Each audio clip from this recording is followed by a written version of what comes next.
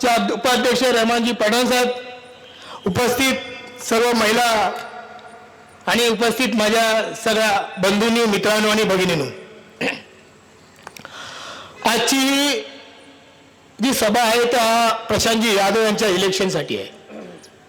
प्रशांतजी यादव आपले उमेदवार का, कशासाठी? तर ही गोष्ट अशी आहे की वशिष्ठ डेअरीमध्ये त्यांनी 1000 शेतकऱ्यांना दूध संकल्पनासाठी एकत्र केलं, त्यांना रोजगार उपलब्ध करून दिला. असे प्रशांतजी यादव एक उद्योजक आहेत, एक व्यावसायिक आहेत आणि पुढचे त्यांचे विचार आहेत की या माझ्या मतदारसंघामध्ये मी अनेक व्यवसाय पुढे आणणार आहे. ह्याचे विचार, ह्याचे स्वप्न त्यांनी आम्हाला दाखवलेलं आहे आणि ते करणार आहेत. मागच्या आठवड्यामध्ये जेव्हा मी त्यांना भेटलो, अनेक विषयांवर चर्चा केली की प्रशांतजी यादव, आपल्याला या मतदारसंघात काय करायचं? हा चिपळूण संगमेश्वरचा तालुका आहे, यातला जो तरुण रोजगार आहे, आज मुंबईच्या ठिकाणी नोकरी राहिली नाही आहे, हा तरुण रोजगार या इथे कसा राहील? काही प्रकल्प आपल्याकडे असे येतात की त्या प्रकल्पामध्ये आपण म्हणतो की या प्रकल्पामुळे आपल्याला वीज बाधा होणार आहे, हे होणार आहे. मी प्रशांतजी साहेबांना सांगतो की टेक्नॉलॉजी प्रकल्प आणा, टेक्नॉलॉजी चांगले चांगले उपक्रम इथे राबवा, त्यापासून कुठच्याही पर्यावरणाला धोका नाही. आणि एक हुशार नेतृत्व. मागच्या वेळेला म्हणजे एक 20-25 दिवसापूर्वी ज्या वेळेला इलेक्शन डिक्लेअर झालं आणि या ठिकाणी उमेदवार डिक्लेअर होत नव्हता, तरी सुद्धा प्रशांत यादवनी आपलं काम लोकांपर्यंत चालू केलं, लोकांना भेटणं चालू केलं. आम्हाला संभ्रमात होतो आम्ही की उमेदवार डिक्लेअर न होता सुद्धा प्रशांत यादव काम करतायत. पण प्रशांत यादवनी त्यावेळेला सांगितलं, मी काम करतो ते जनतेसाठी करतोय, मला अपेक्षा नाही पदाची, मला अपेक्षा नाही उमेदवाराची, पक्ष देईल ती मी काम करेन आणि पक्ष देईल त्या पक्षाची एकनिष्ठ राहील. त्याच वेळेला त्यांनी सगळ्यांची संपर्कात येऊन कामाला सुरुवात केली. त्यांना माहिती नव्हतं की आमदारकी आपल्याला मिळेल नाही मिळेल, पण मला लोकांच्या संपर्कात येऊन लोकांसाठी काहीतरी करायचं आहे असं त्यांचं एक मत त्यांनी मांडलं. आज बऱ्याच ठिकाणी आपण ऐकतो की फोडाफोडीचं राजकारण झालं, 2.5 वर्ष असं झालं तसं झालं.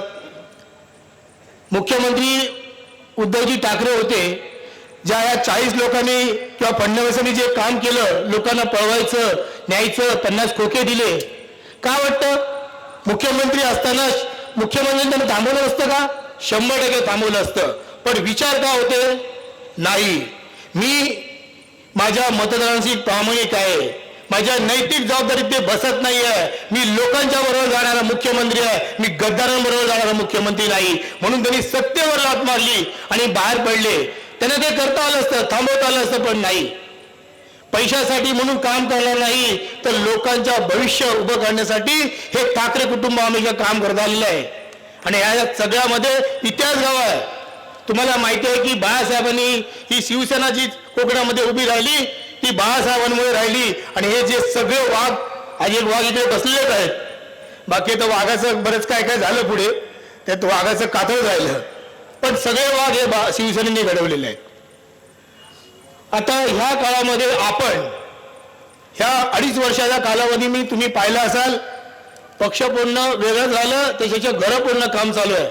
आजही माहिती असेल की ह्या ठिकाणी जे आता आमदार आहेत ते घराघरात जाऊन घर फोडण्याचं काम, म्हणजे मला वाटतं या 2.5-3 वर्षामध्ये म्हणजे पक्ष फोडण्याबरोबर घर फोडण्याचे पण ट्रेनिंग दिलं गेलेलं आहे. आणि हे ट्रेनिंग घेऊन हे इथले जे आमदार आहेत ते आज घराघरात घर घर फोडत आहेत, पैशाचं आमिष दाखवत आहेत. पण मित्रांनो, आज सांगतो, त्या आमिषाला बळी पडू नका. आज शरद पवार साहेबांनी एक चांगलं नेतृत्व आपल्यासाठी ते दिलं आहे. आपण महाविकास आघाडी म्हणून त्या नेतृत्वाला स्वीकार केलं पाहिजे आणि त्यांच्या पाठीशी सर्वांनी एकजुटीने उभे राहिले पाहिजे. मागच्या वेळेला आपण खासदारकीला 17,000चा लीड दिला, यावेळेला तो 25-30,000 लीडने आपण प्रशांतजी यादवना निवडून आणलं पाहिजे.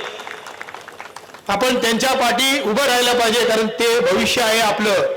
त्यासाठी रोजगार निर्मिती सगळ्या ह्यासाठी प्रशांतजी यादव ह्या तालुक्यासाठी झटणारे व्यक्तिमत्व आहे. आणि खरंच प्रशांतजी यादव तुमचा विजय झाला असं आम्ही ते घोषित करतो. कारण का ह्या सगळ्यांच्या समक्षची गर्दी पाहता फक्त आपलं काम आहे, आपल्या सगळ्या शिवसैनिकांचं, महाविकास आघाडीच्या प्रत्येकाचं काम आहे की पैशाला बळी पकडू नका. आपण दिलेला शब्द, प्रशांतजी यादवांना दिलेला शब्द मात्र पाळला पाहिजे आणि त्यांना 25-30 जण निधी दिला पाहिजे आणि येणाऱ्या 5 वर्षात प्रशांतजी यादव काय करतील हे प्रशांतजी यादव तुम्हाला दाखवून देतील, त्याबद्दल शंका नाही. आणि त्यासाठी आपण सर्वस्व पणाने पण लावून त्यांच्या पाठीशी आपण उभे राहिलो पाहिजे. आणि ह्याचप्रमाणे आपण सगळ्यांनी, मी स्वतः संपर्क प्रमुख म्हणून, शेठ तर आहे, शेठचं भाषण ऐकण्यासाठी, शेठचे विचार ऐकण्यासाठी तुम्ही या ठिकाणी जमलेले आहेत. ते तर बुलंद आवाजात ते चैतन्य निर्माण करतात, मेलेल्या माणसामध्ये जिवंतपणा आणतात, असं त्यांचं एक वक्तृत्व आहे.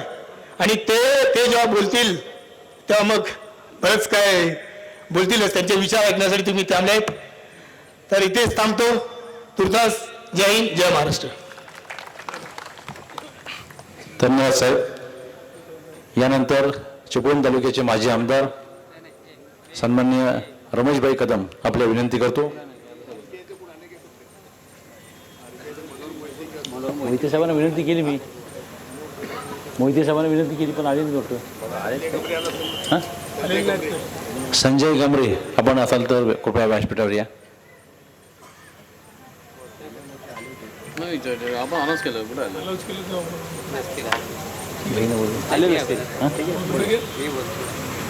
मी बोल आहे. आणि यानंतर आपल्या सर्वांचे लाडके उमेदवार सन्माननीय प्रशांतजी यादव यांना विनंती करतो आजच्या या सभेला आपण संबोधित करावं.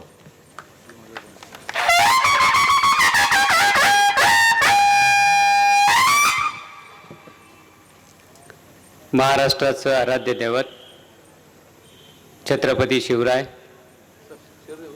हिंदू हृदय सम्राट वंदनीय बाळासाहेब ठाकरे साहेब यांचं स्मरण करून, शाहू फुले आंबेडकरांच्या पवित्र स्मृतीस अभिवादन करून 20 नोव्हेंबरला होणाऱ्या विधानसभा निवडणुकीच्या पार्श्वभूमीवर शिवसेना, काँग्रेस, राष्ट्रवादी काँग्रेस या महाविकास आघाडीच्या चिपळूण संगमेश्वर विधानसभेच्या उमेदवाराच्या प्रचारासाठीची आजची जाहीर सभा आणि या सभेसाठी या ठिकाणी उपस्थित असलेले तुम्हा आम्हा सर्वांचं लाडकं नेतृत्व, महाराष्ट्राचे नेते, आदरणीय माजी मंत्री भास्कर शेठ जाधव, तुमचे आमचे सर्वांचे मार्गदर्शक माजी आमदार रमेशभाई कदम, या मतदारसंघाची ज्यांच्यावरती शिवसेनेने जबाबदारी सोपवलेली आहे आणि गेले महिनाभर सातत्याने मतदारसंघात ज्यांचा संपर्क चालू आहे ते आमचे मित्र आणि चिपळूण संगमेश्वर विधानसभा संपर्क प्रमुख माननीय सुरेशजी कदम, महाविकास आघाडीतले आमच्या आघाडीचे तालुका प्रमुख आणि या सभेचं ज्यांच्या मार्गदर्शनाखाली आयोजन पार पडतंय ते शिवसेना तालुका प्रमुख विनोदजी जगडे, उपजिल्हा प्रमुख प्रतापराव शिंदे, या कार्यक्रमासाठी उपस्थित असलेले अल्पसंख्याक सेलचे राष्ट्रवादी काँग्रेसचे प्रदेशचे निरीक्षक रहमान खान पठाण, शिवसेनेचे माजी उपजिल्हा प्रमुख राजू शेठ भागवत, काँग्रेसचे तालुकाध्यक्ष लियाकतभाई शाह, शिवसेनेचे तालुका समन्वयक सुधीर भाऊ शिंदे, राष्ट्रवादीचे तालुकाध्यक्ष मुरादभाई अड्रेकर, आमचे सर्वांचे मार्गदर्शक आणि या भागातील नेते मान्य चंद्रकांतजी सुवार, शिवसेना उपतालुका प्रमुख बळीराम गुजर, राष्ट्रवादीचे जिल्हा उपाध्यक्ष जनार्दन पवार, शिरगावच्या सरपंच सौ नीता शिंदे, शिवसेनेच्या उपजिल्हा संघटिका धनश्रीताई शिंदे, राष्ट्रवादी अल्पसंख्याक सेलचे जिल्हाध्यक्ष रईसभाई अलवी, पंचायत समितीचे माजी सदस्य राकेशजी शिंदे आणि व्यासपीठावरील सर्वच मान्यवर लिस्ट खूप मोठी आहे, परंतु आपण सर्वजण आदरणीय शेठचं भाषण ऐकण्यासाठी सगळे उत्सुक आहात. अनेकांनी आपल्या मनोगतामध्ये येणाऱ्या निवडणुकीच्या संदर्भात आपल्याला कशा प्रकारे सामोरं जायचं, आपल्या समोरची परिस्थिती काय आहे याचं विस्तृतपणे सांगितलेलं आहे. त्याबद्दल मी जास्त काही बोलणार नाही, परंतु एक निश्चित आहे की महाविकास आघाडीचा आपण 24 तारखेला उमेदवारी अर्ज दाखल केला आणि त्यापासून आजपर्यंत आपण सगळ्या कार्यकर्त्यांनी जो मतदारसंघामध्ये झंझावात निर्माण केला आहे, त्यामुळे निश्चितपणे आजची गर्दी पाहता महाविकास आघाडीचा उमेदवार म्हणून मी निश्चित विजय होईल ही आज मला या ठिकाणी निश्चितपणे खात्री वाटते.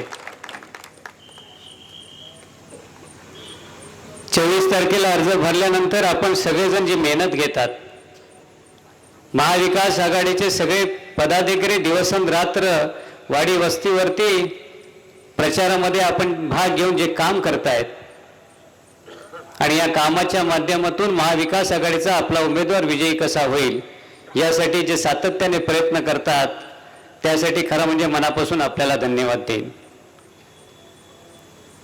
महाविकास आघाडीचा जरी मी उमेदवार असलो तरी प्रशांत यादव या उमेदवारासाठी नसून आपण सगळेजण आदरणीय उद्धवसाहेब ठाकरे, आदरणीय उद्धवसाहेब ठाकरे, आदरणीय पवार साहेब आणि आदरणीय राहुलजी गांधी यांच्या तिन्ही महाविकास आघाडीच्या साठी काम करतायत, या सगळ्यांची मला मनापासूनची जाणीव आहे. गेल्या 2-2.5 वर्षात जे राजकारण या महाराष्ट्रामध्ये घडलेलं आहे, उद्धव साहेबांना ज्या पद्धतीने मुख्यमंत्र्याच्या खुर्चीवरून पाय उतार करण्यात आलं, ज्याप्रमाणे शिवसेना पक्ष फोडण्यात आला, त्याचप्रमाणे पवार साहेबांचा पक्ष ज्याप्रमाणे फोडण्यात आला, या सगळ्याची चीड आणि राग आपल्या सगळ्यांच्या मनामध्ये आहे. आज तोच राग आणि तोच संताप आजच्या या निवडणुकीमध्ये सगळीकडे पाहायला मिळतोय. आणि येणाऱ्या 20 तारखेला सगळेजण वाट बघतायत की आमच्या नेत्यांना ज्यांनी ज्या पद्धतीने अपमानित केलं, त्या सगळ्याचा हिशोब चुकता करण्यासाठी सगळे आपण 20 तारखेची वाट पाहतायत. आणि निश्चितपणे 20 तारखेला चिपळूण संगमेश्वरच नव्हे तर अख्ख्या महाराष्ट्रात फार मोठ्या प्रमाणात परिवर्तन आपण सगळे घडवणार आहात आणि महाविकास आघाडीचे उमेदवार निवडून आणून पुन्हा एकदा या राज्यात उद्धव साहेबांची आणि पवार साहेबांची सत्ता आपण सगळे मंडळी आणणार आहे. या ज्याने मगाशी सुधीर भाऊ पण म्हणाले की लियाकत भाई म्हणाले की 2-2 हजार कोटीची कामं आणली. आज शेठनी सुद्धा या मतदारसंघामध्ये काम केलंय, रमेश भाईंनी पण काम केलंय. गेले 4 वर्ष कुठल्याच निवडणुका झालेल्या नाहीत. आज नगरपालिकेच्या निवडणुका झाल्या नाहीत, जिल्हा परिषदेच्या निवडणुका झालेल्या नाहीत, पंचायत समितीच्या निवडणुका झालेल्या नाहीत. आणि मग या सगळ्या माध्यमातून जो निधी येतोय की ज्याच्यासाठी निवडणुका नसल्या तरी जे निधी येणारे आहेत, या सगळ्या निधींचे नारळ आज हे फोडतायत आणि यांचे बॅनर लावतायत. माझा त्या सगळ्यांना एक प्रश्न आहे की आपण आम्हाला सांगता की आम्ही 2.5 वर्षासाठी विकासासाठी तिकडे गेलो. मग 2.5 वर्ष विकास करताना तुम्ही किती निधी या मतदारसंघात आणायला पाहिजे होता आणि त्यातून किती कामं व्हायला पाहिजे होती. आज तुम्ही गेल्या 3 महिन्यात नारळ फोडताय आणि बॅनरबाजी करताय. तेच जर 2-2.5 वर्षापासून गेल्यापासून नारळ फोडले असते आणि ती विकास कामं झाली असती तर आम्ही नक्की म्हणलं असतं की आपण विकास कामासाठी गेलात. ज्या कामांना ग्रामपंचायतच्या सदस्यांनी, सरपंचांनी नारळ फोडायला पाहिजेत, ज्या ठिकाणी नगरसेवकांनी नारळ फोडायला पाहिजेत, ती कामं आपण केली आणि आपण सांगता की आम्ही फार मोठा विकास केला आणि विकासासाठी आम्ही केलं. बरं, आपण विकास केला, ती विकास करणारी लोक कोण आहेत त्यांची जरा यादी दाखवा. त्यांनी काय काय कामं केली ही जरा लोकांना सांगा. पण हे तुम्हाला सांगायचं धाडस होणार नाही, कारण ज्या ज्या भागात आपण ज्यांच्यासाठी कामं केले, आज परिस्थिती अशी आहे की ते आणि त्यांच्या बरोबरचे काही सहकारी एवढे सोडले तर जनता तुमच्या पाठीशी नाही, कारण तुम्ही जनतेच्या विकासाचं कुठलं काम केलेलं नाही.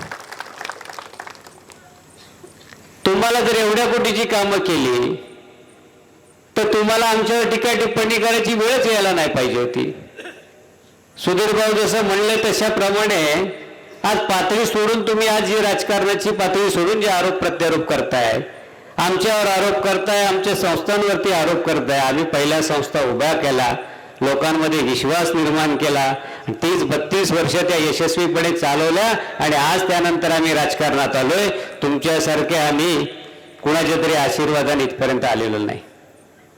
आम्ही मेहनत केले, कष्ट केले, आम्ही रक्त आटवले. आज तुम्ही जे ज्यांच्यासाठी काम केलं ते सगळे प्रस्थापित आज तुमच्या बरोबरती आहेत, पण त्या प्रस्तावित यांच्या मागं तुमची जनता आहे की नाही हे एकदा तपासून बघा. आणि ती नसल्यामुळेच आज तुमच्या पायाखालची वाळू सरकलेली आहे आणि म्हणून तुम्ही हे बेफान आरोपणे आहेत, ज्या टिप्पणी आहेत त्या चाललेल्या आहेत. काही हरकत नाही, एवढी सगळी मंडळी पाठीशी आहे. आणि आता तर व्यासपीठावरती बसलेले भास्कर शेठ असतील, रमेशभाई आहे, त्यामुळे चिंता करायचं कारण नाही. उद्या तर सरकार पण आपलं आहे आणि पालकमंत्री पण आपला आहे, त्यामुळे मी बाकी कुठल्या गोष्टीची चिंता करत नाही आणि आपणही कुठल्या गोष्टीची चिंता करू नका. पण निश्चितपणे या माध्यमातून आज जरी ही सगळी मंडळी पाठीशी असली तरी आपल्याला या मतदारसंघाचे अनेक प्रश्न आहेत. गेल्या 5 वर्षामध्ये या सत्तेवर असलेल्याने कोकणाकडे पूर्ण दुर्लक्ष केलंय. आज गेल्या 10 वर्षामध्ये आमचा हायवे पुरा होऊ शकला नाही. गेल्या काही दिवसापासून आमचा पडलेल्या ब्रिजच्या कामाला आम्ही सुरुवात करू शकलो नाही. आज आमच्याकडे जो महापूर येऊन गेला त्या महापुरानंतर सुद्धा रेड आणि ब्लू लाईनमुळे आमच्या सगळी बांधकामं ठप्प पडलेली आहेत. आमच्या शहराचा विकास ठप्प पडलेला आहे. आज रोजगाराचा प्रश्न आमच्यासाठी फार मोठा आहे. आज आमच्या असंख्य तरुण मित्रांना आज नोकरीसाठी जायचं कुठं हा प्रश्न आमच्या समोर पडलेला आहे. कारण आमच्या शेजारी 2-2, 3-3 MIDC आहे, पण आज तिथे आमच्या तरुणांना रोजगार उपलब्ध नाही. शेठ ज्यावेळी मंत्री होते त्यावेळेला शेट्टी याबाबत प्रयत्न केले. आज त्याच प्रयत्नांची पुन्हा गरज आहे. कारण हे विकासाच्या बरोबर या शाश्वत गोष्टीकडे बघण्याची गरज आहे. कारण येणाऱ्या पुढच्या काळामध्ये आपण रोजगारावरती लक्ष केंद्रित केलं नाही तर फार मोठं नुकसान आपल्या कोकणाचं होणार आहे. महिलांसाठी आपल्याला काम करावं लागणार आहे. लाडकी बहीण योजनेसाठी आपण पैसे देत आहे, पण ते द्यायला सुद्धा आपल्याकडे पैसे नाही, म्हणून शेठ 100 रुपयाचा बॉन्ड पेपर 500 रुपयावर करण्यात आला. आणि लाडकी बहीण योजना द्यायचीच होती तर 2 वर्ष तुमच्या हातामध्ये सत्ता होती. आताच तुम्हाला ती लाडकी बहिणीला देण्याची आजच का गरज भासली? त्यापेक्षा आमच्या लाडक्या बहिणींसाठी जे बचत गट आहेत, जे छोटे मोठे आमचे उद्योग करतायत, त्या उद्योगांना चालना देण्यासाठी काही गोष्टी केल्या असते तर 100% त्यांनी पण तुमचा आभार मानला असतं. किंवा आमच्या ज्या युवती शिक्षित आहेत त्यांना नोकरीसाठी एखादं काही करता आलं असतं तर ते आमच्यासाठी फार महत्वाचं होतं. पण या सगळ्या माध्यमातून हा महाराष्ट्र भिकारी करायचं काम सुरू आहे. आज तिजोरीत खडखडाट आहे, पण तरी सुद्धा या छोट्या भूलथापा देऊन यांना सरकार सत्तेवर आणायचं आहे. आणि सत्तेसाठी हा सगळे प्रयत्न यांचे चालू आहेत. पण आपण सगळी जनता सुज्ञ आहात. येणाऱ्या 20 तारखेला आपण सगळ्यांचा हिशोब चुकता करणार आहोत. आणि मी आपल्याला खात्रीशीर सांगतो की आपण सगळी मंडळी ज्या पद्धतीने जिद्दीनं तेशानं पेटून उठले आहात. अनेक जुने शिवसैनिक कदम साहेब आज या प्रचारामध्ये काम करताना दिसत आहेत आणि या सगळ्यांना गेल्या 2-2.5 वर्षाचा जो राग आहे, संताप आहे, ते बोलून दाखवताना दिसत आहेत. आज निश्चितपणे मी आपल्या या माध्यमातून आपल्याला सांगेन की महाविकास आघाडीचा उमेदवार म्हणून आपण सगळे माझ्या पाठीशी आहात.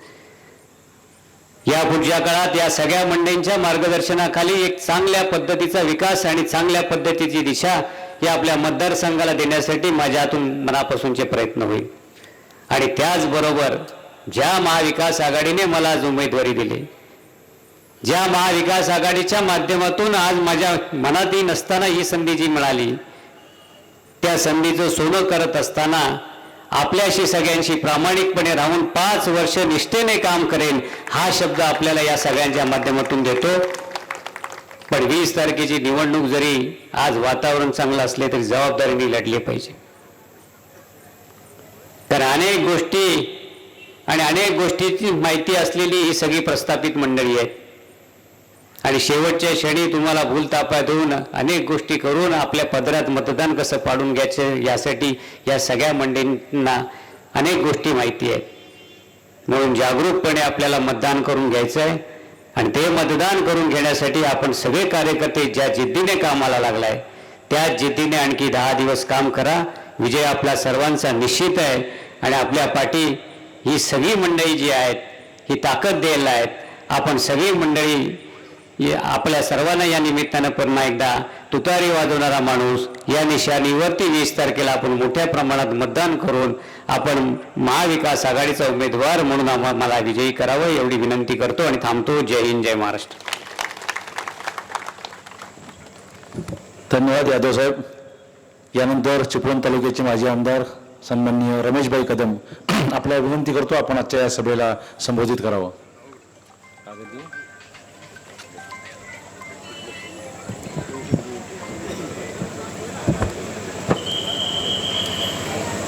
छत्रपती शिवाजी महाराज हिंदू हृदय सम्राट सन्माननीय बाळासाहेब ठाकरे ज्यांच्या सभेसाठी आपण आज उपस्थित आहात ते शिवसेनेचे सन्माननीय नेते माजी पालकमंत्री सन्माननीय भास्करसिंह जाधव, आपले उमेदवार सन्माननीय प्रशांतजी यादव, शिवसेनेचे नेते सन्माननीय सुरेशराव कदम, प्रतापराव शिंदे, राष्ट्रवादीचे तालुका अध्यक्ष सन्माननीय मुराद अटरेकर, शिवसेनेचे तालुका प्रमुख सन्माननीय विनोद झगडे, राजू शेठ भागवत, काँग्रेसचे तालुका अध्यक्ष लियाकतभाई शाह, अल्पसंख्याक सेलचे प्रांतिकचे सन्माननीय रहमानभाई पठाण, सर्व सन्मान्य व्यासपीठ सगळेच सन्मान्य आहेत। सगळ्यांची नावं घेतली तर बराच वेळ जाईल। अनेक वर्षानंतर जाधव आणि भास्कर एका व्यासपीठावर राजकीय दृष्ट्या आले। अनेकांची इच्छा होती की हे दोघे जण एकत्र यावेत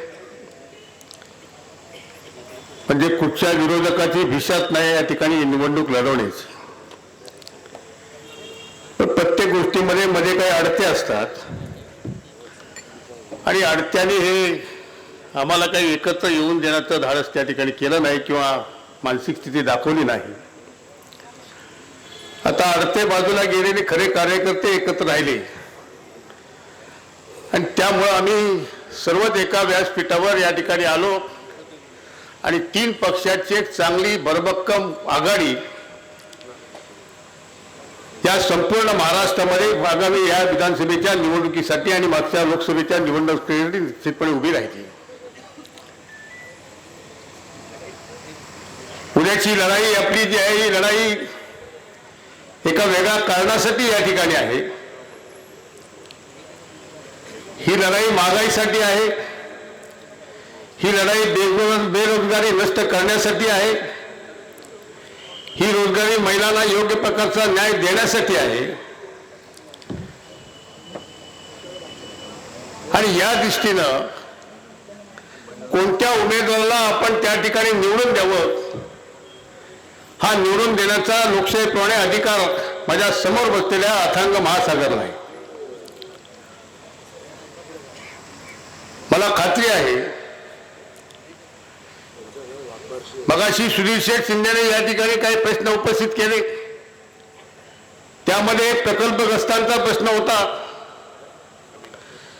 हे प्रकल्पग्रस्त ज्यांनी या प्रकल्पासाठी या ठिकाणी स्वतःच्या जमिनी दिल्या पण त्या प्रकल्पग्रस्तांची मुलं 100% आज तरी प्रकल्पाला अनेक वर्ष झाली तरी त्या ठिकाणी त्या कामावर त्या ठिकाणी घेऊ शकले नाहीत।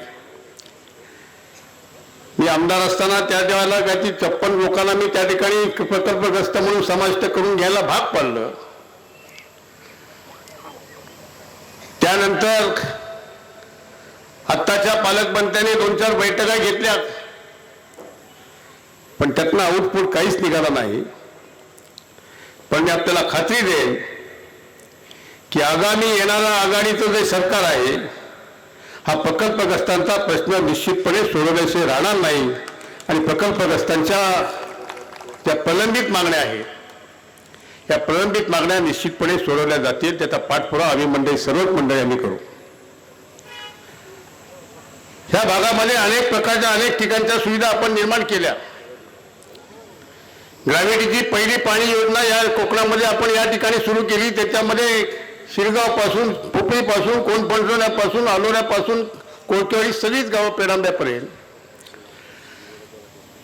आपण ग्रॅव्हिटीची पाणी योजना आणली. स्वातंत्र्य प्राप्तीनंतर आज जवळजवळ 70-75 वर्षापर्यंत ही मंडळी धनगर मंडळी, आमची डोंगरावर राहणारी मंडळी सगळी पाण्यापासून वंचित राहिली होती. या लोकांना पाणी देण्याचं काम आपण त्या निमित्ताने केलं. आणि तसंच पाणी माझ्या शहरवासियांना मिळावं म्हणून त्यावेळेला मी तो करारनामा करून घेतला. पण आलेल्या सरकारनं त्याच्यामध्ये कुठच्याही तऱ्हेचं योगदान त्याच्यामध्ये दिलं नाही. आणि आता इलेक्शनच्या तोंडावर ही योजना आम्ही मंजूर करून आणली. अशा पद्धतीच्या बातम्यांनी, अशा प्रकारचे बॅनर्स हे शहरामध्ये आणि इतर ठिकाणी लावण्यात आले. एका बाजूला बेकारांना आम्ही नोकऱ्या देऊ अशा पद्धतीची आश्वासनं दिली जातात आणि सगळे उद्योग सगळे महाराष्ट्रातले गुजरातमध्ये पळवले जातात.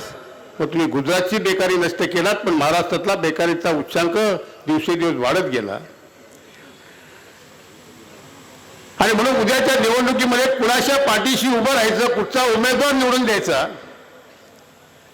हा प्रश्न ज्याला माझ्या मतदार बंधू भगिनींना पडतो, त्याला, ज्या तरुणाला, ज्याला आमदारकीची स्वप्न पाहिलेली नव्हती, आमदार म्हणून मी या ठिकाणी उभा राहीन हे स्वप्न जो पण पाहिलेलं नव्हतं, त्याच्या अगोदर या मतदारसंघातल्या जवळजवळ 11,000 शेतकऱ्यांना त्या ठिकाणी दूध डेअरीच्या माध्यमातून रोजगार प्राप्त करून दिला. ती 11,000 शेतकऱ्यांची कुटुंब यावर्षी आनंदानं दिवाळी साजरी करू शकली स्वतःच्या कष्टाच्या पैशावर. किंवा त्या दुधातून मिळालेल्या पैशावर नाही, तर या ठिकाणी पहिला बोनस देण्याचं काम सुद्धा डेअरीच्या माध्यमातून त्या ठिकाणी माझ्या शेतकऱ्यांना झालं. शेतकऱ्यांच्या चुली उत्तम प्रकारे पेरल्या. परंतु 1500 रुपये मिळालेल्या माझ्या भगिनींचं मात्र दिवाळी तेवढीशी काय आनंदात गेली नाही. कारण महागाईचा डोंगर इतका उच्चांक वाढलाय. तेलाचे भाव, डाळीचे भाव हे सगळे जे गेले, त्याच्यामुळं आपल्याला मिळणाऱ्या पगाराच्या उत्पन्नातून स्वतःच्या कुटुंबाचं महिना जाईल की नाही मनामध्ये भीती माझ्या प्रत्येक महिला भगिनींकडे आहे. मुलगा नोकरीवर नाही, भाऊ नोकरीवर नाही, कुठे लागला तर त्या कॉन्ट्रॅक्ट पद्धतीनं कुठच्या तरी कंपनीमध्ये लागतो, कुठे लागला तर कुठे नगरपालिकेमध्ये ठेकेदार पद्धतीने लागतो, कुठेतरी ठेकेदार पद्धतीने एसटी महामंडळामध्ये लागतो, कुठेतरी तहसीलदार ऑफिसमध्ये लागतो. जवळजवळ ह्या 2.5-3 वर्षांमध्ये एकही नोकरी भरती त्या ठिकाणी होऊ शकली नाही. आणि त्यामुळं या कॉन्ट्रॅक्टमध्ये काम करणारा तरुण ज्यावेळेला माझा काम करतो आणि ज्या वेळेला त्याचे आई वडील त्याचा लग्नाचा विचार करतात, त्यावेळेला मुलीचा बाप पहिल्यांदा विचारतो, तुला परमनंट नोकरी आहे का? आणि म्हणून भास्कर शेठ, तुम्हा सर्वांना निवडून आल्यानंतर सरकार निश्चित 100% आपलं येणार, याच्यात सुतराम शंका नाही. पण पहिलं जर काम तुम्हाला कुठचं करायचं असेल तर महाराष्ट्रातली थांबलेली नोकर भरती तुम्हाला त्या ठिकाणी सुरू करावी लागेल. आणि माझ्या हजारो तरुणांना जे आज बेकार पडलेत त्यांच्या बेकारांना लोकांना हात दिला पाहिजे.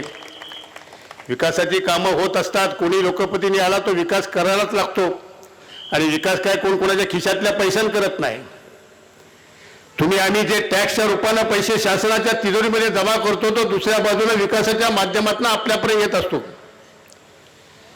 परंतु तो विकासासाठी पैसा किती घ्यायचा, तो लोकांना किती द्यायचा आणि स्वतःच्या प्रतिष्ठेसाठी किती वापरायचा. आज तुम्ही जर त्या विकासाच्या ह्या सरकारचे जर पोस्टर्स आणि बॅनर्स बघितले तर फक्त सार्वजनिक शौचालयाची इमारत सोडली तर बाकी सगळ्या ठिकाणी यांचे प्रसिद्धीचे माध्यम लागलेले आहेत. आहेत काय? मी तिकडेच गेलो नाही म्हणून मी बघितलेलं नाही. त्यामुळं अशा माध्यमातून जनतेच्या पैशाची जी काही लूट चाललेली आहे आणि सर्वसामान्य जनता हा कराच्या रोड्याखाली दबल्या गेलेला आहे. अजूनपर्यंत जी सरकार अनेक आली, त्या सरकारचा टॅक्स फक्त धनिकांकडून वसूल केला.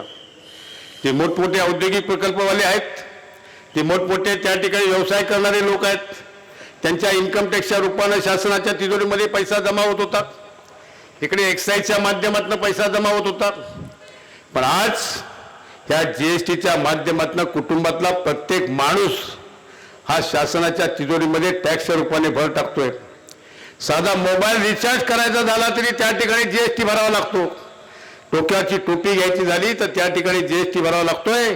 पायातली चप्पल घ्यायची झाली तर त्याला GST भरावा लागतोय. अंगावरचा कपडा खरेदी करायचा झाला तर त्याला GST भरावा लागतोय. हॉटेलमध्ये साधी चहा घ्यायला गेलो तरी त्या ठिकाणी GST भरावा लागतोय. आणि हॉटेलमध्ये जेवायला गेलो तरी त्या ठिकाणी GST भरावा लागते. हल्ली बघितलं तर त्या वडापावच्या गाडीवर सुद्धा तुमचा तो एक काय म्हणतात त्याला QR कोड लावलेला असतो. मी त्या वडापाववाल्याला म्हटलं, अरे तुझ्या दुकानावर कशाला, तू तर काही दुकानात नाहीस, तू गाडीवर काम करतोस, हातगाडीवर तो वडापावचा व्यवसाय करतोस. तो म्हटलं, नाही हल्ली खिशात कोण पैसे ठेवत नाही, ताबडतोब त्या QR कोडवर जातात आणि मोबाईलवर ट्रान्सफर करतात. अरे पण तू स्वतःचा विचार केलास काय? हे पैसे सगळे झाले, तुमचे आधार कार्ड सगळे त्या अकाउंटला जोडलेले आहेत आणि आधार कार्ड इन्कम टॅक्सला जोडलेले आहेत. तर त्या QR कोडवर जाणारा पैसा हा इन्कम टॅक्सकडे सुद्धा त्या ठिकाणी जातो आणि त्याच्यावर सुद्धा इन्कम टॅक्स भरण्याची आज ना उद्या तुम्हाला नोटीस येईल. त्या वडापावच्या गाडीवाल्याला सुद्धा त्या ठिकाणी त्यांनी काही सोडलेलं नाही. त्यामुळे सर्वसामान्य माणूस हा या कराच्या ओझ्याखाली दबला गेलाय आणि म्हणून आपल्या खिशातनं 10,000 रुपये काढले जात आहेत आणि केवळ 1,500 रुपये आपल्या हातामध्ये लाडकी बहीण म्हणून आपल्या हातावर टेकतायत. मी परवा एका सभेला गेलो होतो, याला एगवला, चांगले आमच्या त्या संतोष चव्हाण आणि या सगळ्यांनी जवळजवळ 1,500 लोक त्या ठिकाणी मिटिंगला होती. पण महिलांची उपस्थिती अजिबात नव्हती. म्हणून मी त्या ठिकाणी एका महिलेच्या घरी सभा आटपल्यानंतर गेलो. म्हटलं महिलांची उपस्थिती का नाही आली? तर म्हणलं आम्हाला घरोघर येऊन सांगितलं तुम्ही सभेला गेला तर तुम्हाला 1,500ची ती पेन्शन बंद होऊन जाईल. त्यामुळे कोणत्या मिटिंगला झाला नाही. शासनानं एकदा एखादा प्रस्ताव मंजूर केला की तो कदापि बंद केला जात नाही. कोणाचा बापाचा बाप आला तरी ती योजना बंद करू शकत नाही. ती योजना सातत्यानं चालू राहते. पण ते 1,500 देत होते. आमच्या आघाडीनं त्या ठिकाणी 3,000 रुपये द्यायचं मान्य केलं आहे. तुमच्यापेक्षा दुप्पट द्यायचं ज्याला आघाडी मान्य करते आणि हे सुद्धा तुमच्या डोक्यावर एक नया पैसा कर न बसवता. सर्वसामान्य जनतेला करापासून मुक्त करायचं आणि दुसऱ्या मार्गाने आपल्याला तिजोरीमध्ये पैसा जमा करून शासन विकास करायचा. आणि या विकासाच्या माध्यमातून उद्याच्या निवडणुकीमध्ये ह्या महाविकास आघाडीच्या उमेदवाराला आपण निश्चितपणे मतदान करा. कारण एक व्हिजन असलेला उमेदवार आपल्याला दिलाय की ज्याला काही दूरदृष्टी आहे की आपण मतदारसंघासाठी काय केलं पाहिजे, मतदारसंघातल्या माझ्या तरुणांसाठी काय केलं पाहिजे, आबालवृद्धांसाठी काय केलं पाहिजे, जनतेसाठी काय केलं पाहिजे, विकास कशा पद्धतीने केला पाहिजे. माझ्या मुंड्याची बरीचशी मंडळी आहेत. ज्याला एका मुंड्यामध्ये मी ज्याला एका साखवाचं काम निघालं आणि त्या बाकीच्या वाड्यामधल्या आमच्याकडे पण पाहिजे. एका मुंड्याच्या नदीवर मी 7 पूल बांधून टाकले. म्हणजे कुणाचाच वाद असण्याचं काही कारण नाही. मला आमचे तात्या खेतले मागच्या बाजूला बसलेत, त्यांना माहिती आहे. तर अशा पद्धतीनं जो लोकांना विकास पाहिजे तो करण्याचं निश्चितपणे आम्ही आपल्याशी बांधील आहोत. आजचा जो विकास झाला आहे ती आजची लढाई ही सर्वसामान्य माझ्यासमोर बसलेली जनता विरुद्ध ठेकेदार. एका बाजूला ठेकेदार आहेत तर दुसऱ्या बाजूला सामान्य जनता आहे. आता ह्या सामान्य जनता आमच्याबरोबर आहे, ठेकेदार त्यांच्याबरोबर आहेत. आणि केवळ ठेकेदारांसाठी कामं केली, लोकांसाठी केली नाही. ठेकेदारांनी सुचवलेली कामं झाली पण लोकांनी सुचवलेली कामं झाली नाही. आम्ही आज प्रत्येक ठिकाणी गावागाव फिरतोय. त्या गावामध्ये बघतोय तर कुठच्या रस्त्याला खड्डा नाही असं नाही. लोक म्हणतात गेल्या वर्षी रस्ता केला, यावर्षी खड्डे पडले. जर तुम्ही 25 ते 30% पैसे जर त्यातनं काढून घेणार असाल तर तो बिचारा कॉन्ट्रॅक्टर पण काय करेल आणि तो त्या ठिकाणी कामाची क्वालिटी काय ठेवेल. माझ्या गाडीतनं मगाशी ते कृष्णा माडिक म्हणून कॉन्ट्रॅक्टर आले. मी त्यांना विचारलं, बाबा तुमची बिलं मिळाली का? ते म्हणले म्हणजे 1.25 कोटीची बिलं अजून शासनाकडनं मिळाली नाही. मग म्हणलं एकूण बिलं किती आहेत? तर 167 कोटी रुपयाची बिलं शासनाकडे पेंडिंग आहेत की त्या बिचाऱ्या कॉन्ट्रॅक्टरने कामं करून सुद्धा त्यांचे पैसे आलेले नाहीत. फक्त 13 कोटी आले. तो एक्झिक्युटिव्ह इंजिनियर म्हटलं मी 13 कोटी देऊ कोणाला? कारण 167 कोटी ही बिलं देण्याची बाकी आहेत. आणि अशा परिस्थितीमध्ये शासनाच्या तिजोरीमध्ये पैसा नाही. केवळ इलेक्शनपुरती मतं काढून घ्यायची, पुन्हा आता जर समजा चुकून आले तर मग ते टॅक्स वाढवायचा. त्यापेक्षा हे भूत आहे ते बाहेरच्या बाहेर ठेवा, त्याचा आत घेऊ नका. आणि उद्याच्या निवडणुकीमध्ये प्रशांत यादवांसारख्या एक चांगल्या होतकरू उमेदवाराच्या पाठीशी उभे राहा की त्यांना विजन आहे. माझ्या महिला भगिनींना सांगेन की बचत गटाच्या माध्यमाने आमच्या स्वप्ना मॅडम या ठिकाणी उपस्थित आहेत. त्यांनी गणपतीमध्ये चांगले स्टॉल लावले होते चिपळूण शहरामध्ये. अनेक महिला बचत गटाला त्यांनी आवाहन केलं की बा तुम्ही जो घरी माल उत्पादन करता तो उत्पादन केलेला माल तुम्ही त्या स्टॉलमध्ये ठेवा. त्या स्टॉलमध्ये ठेवला. 3-4 दिवशी सगळ्यांचे माल सगळे संपून गेले. म्हणजे आपण तयार केलेला उत्तम क्वालिटीच्या मालाला मागणी आहे, पण आमच्या ग्रामीण भागातला महिलेला त्या ठिकाणी माल त्या ठिकाणी देण्यासाठी बाजारपेठ नाही. ती बाजारपेठ त्यांनी उत्पन्न करून दिली. म्हणून प्रशांत यादवांना सांगितलं की उद्या निवडून आल्यानंतर पहिलं काम कुठचं करायचं असेल तर महिला भगिनींना हाताला काम देण्यासाठी त्या ठिकाणी तुम्ही महिला उद्योग भवन स्थापन करा, त्याची इमारत बांधा, त्या ठिकाणी महिलांना प्रशिक्षण देण्याची व्यवस्था करा. आणि प्रशिक्षण दिल्यानंतर त्यांनी उत्पादित केलेला माल हा आपल्या त्या महिला उद्योग भवनामध्ये विक्री करण्यासाठी ठेवा. महिला भगिनींच्या मालाला जर विक्रीचं आपण दालन उभं करून दिलं तर निश्चितपणे ते घरात मेहनत करतील, स्वतःचा संसार सांभाळून त्या ठिकाणी आपल्या पतिराजांना त्या ठिकाणी हात देण्याचं काम करतील. आणि ज्या वेळेला अशा पद्धतीनं दिवाळा माजवलं जातं त्यावेळेला दुसऱ्या बाजूला जनतेवर टॅक्स बसवला जातो. मी 2च उदाहरणं फक्त आपल्याला देणार. एक तर मगाशी प्रशांत यादवांनी सांगितलं की 100 रुपयाचा स्टॅम्प गेला 500 रुपयात. सामान्य माणसाला एक ॲफिडेविट करायचं झालं, मग जन्मतारखेचा ॲफिडेविट असेल, उत्पन्नाच्या दाखल्यासाठी असेल तर त्याला 100 रुपयाच्या ऐवजी 500 रुपये भरायला लागतात. आणि दुसरा प्रश्न आपल्याकरता शेतकरी हा पारंपरिक शेती करतो. आणि पारंपरिक शेती करताना आपण काय करतो? आपल्याकडे असणारी झाडं आहेत त्या झाडाचं आपण कवल तोडतो आणि कवला म्हणून आपलं शेत भाजवण करतो आणि त्याच्यामध्ये पेरा करतो. परंतु आणि आपल्याला माहिती आहे की कोकणामध्ये बाकी कोण तक्रार करायला बाहेरचा माणूस लागत नाही. एक भाऊ दुसऱ्या भावाच्या विरुद्ध तक्रार करतो की माझ्या भावाने या ठिकाणी तोड केलेली आहे. आता तो टॅक्स जो 1000 होता तर ह्या लेखाने 50,000 रुपये नेऊन ठेवला. म्हणजे जर समजा एखाद्यानं तक्रार केली तर एखाद्या घरासाठी जर समजा एखादा वासा तोडला आणि तो वासा जर घराच्या ह्याच्यासाठी वापरायचा असेल आणि कोणी तक्रार केली तो वासा त्याला 50,000ला पडेल. आणि अशा तऱ्हेचे जाचक जे कायदे करतायत हे कायदे कुठेतरी बदलले पाहिजेत. आणि सर्वसामान्यांचं बळीराजाचं राज्य ह्या महाराष्ट्रामध्ये आलं पाहिजे. आणि म्हणून आपल्याला जे जातीवादी संघटना आहेत आणि जातीवादी संघटनेला जातीवादी पक्षांना ज्या मांडी लावून बसलेले जे उमेदवार आहेत ह्या उमेदवारांना आपल्याला उद्याच्या निवडणुकीमध्ये निश्चितपणे हद्दपार केलं पाहिजे. आणि म्हणून प्रशांत यादवांसारख्या उमेदवाराला आपण त्या ठिकाणी मतदान करा. सुदैवानं आणि परमेश्वर कृपेनं त्या ठिकाणी आपली ते नाव आहे ते नाव आपल्याला 1 नंबरला आहे. तर मला खात्री आहे की हा जनसमुदाय बघितल्यानंतर 1 नंबरचा उमेदवार 1 नंबरच्या मताधिक्यानं त्या ठिकाणी निवडून येईल आणि विधानसभेमध्ये पाठवलं जाईल एवढीच अपेक्षा या ठिकाणी करतो.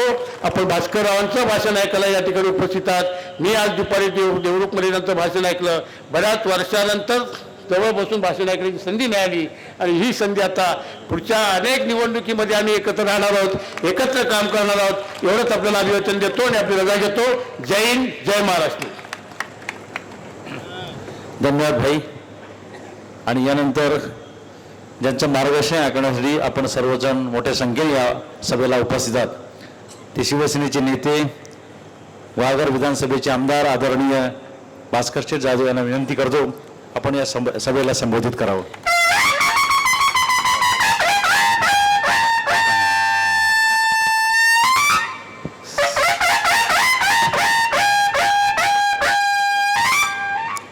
सभा तर तुफान आहे. लोकांच्या मध्ये उत्साह आहे, पण जे इंट्रोडक्शन करतायत ते गारटलेत. आणि मग सुरुवातीला एक जरा सणसणीत घोषणा देतो, प्रतिसाद द्या. बोला छत्रपती शिवाजी महाराज की जय भवानी.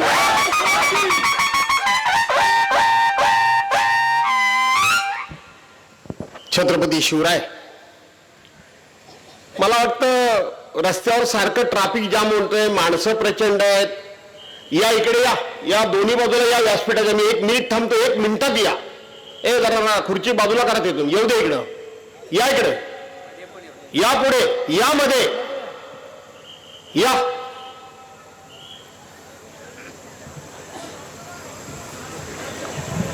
सोडा रस्ते.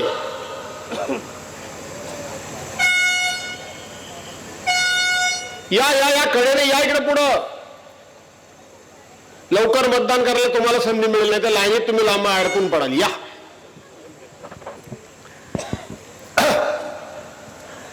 छत्रपती शिवराय.